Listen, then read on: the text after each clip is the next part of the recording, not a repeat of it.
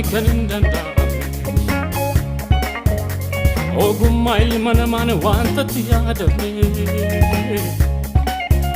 humna beekumsa uumamaan kanindanda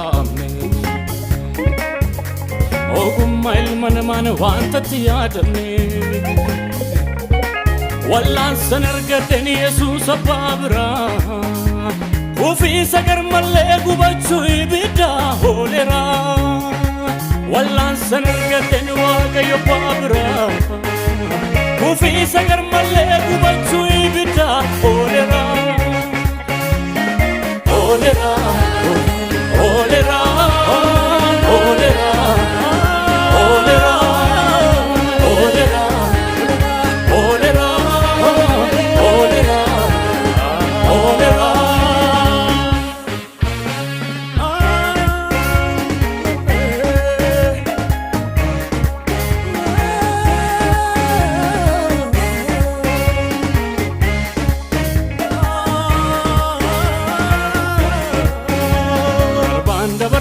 Maksamiti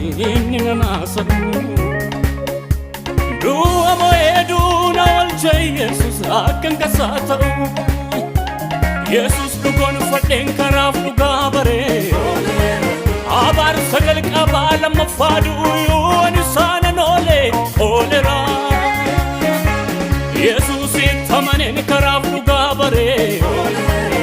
abar sagal kabala mafadu yoni sana nole olera olera olera olera olera olera olera olera olera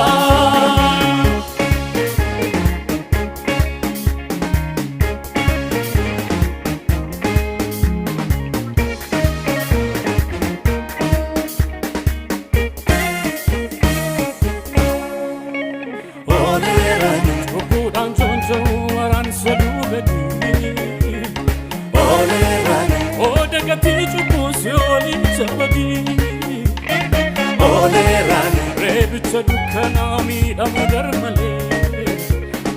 Oleran ificha jirenya Jesus nanole Daruma kemale komi kein qabu situ nof kelcheki nanatgamu walan ka kalafatna abdu waltun ke itatna qabe kanano marke